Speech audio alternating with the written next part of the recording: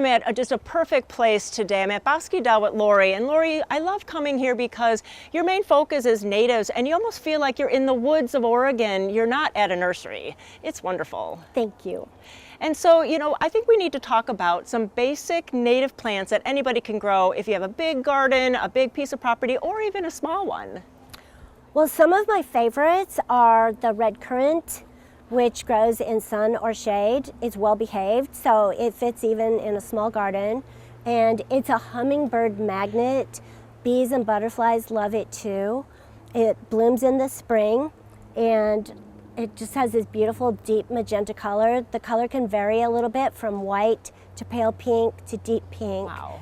But that is one of my favorite shrubs. It is nice, and really you can kind of contain the growth. You don't have to let it get as big as it's going to get. You can keep it a little smaller. True.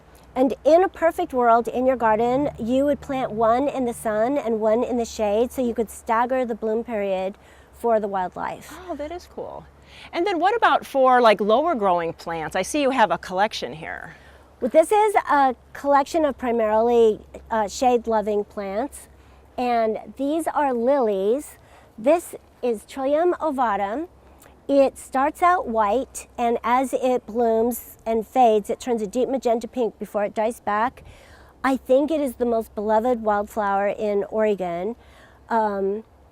My mom says the only time she ever got in trouble with her mom was for picking a bouquet of trilliums when she was a little girl. And what you've done when you do that is you've depleted the bulb of its nutrients for the following season, but you have not killed the trillium, as some books would lead you to believe. They're just trying to protect trilliums. Right. But they're very easy to grow. They're really drought tolerant. They're great in a woodland setting.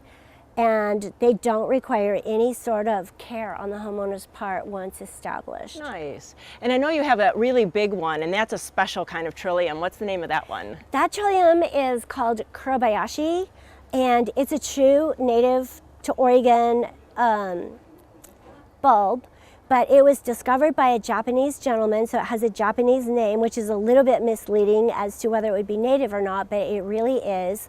And it's fun to grow in your garden. It's easy to grow in your garden as well. And we grow those here from seed. So it takes me 9 years to grow a bulb that is blooming from a seed. Wow. So it's an easy crop, but it is a slow crop to grow. A long one, but just so beautiful. So beautiful. And then what are the little yellow ones that are right by your foot there? This is called the fawn lily, or Erythronium oregonum. It's also sometimes referred to as the trout lily. It gets that name because the foliage on it resembles a fawn's back or a trout's back. So this is Erythronium oregonum, and then this that is pink is Erythronium revolutum. So we have the revolutum in small quantities, not really a lot of them, but every year I have a generous handful of them available too. Nice. And they're also both incredibly easy to grow. They put on a big spring show every year.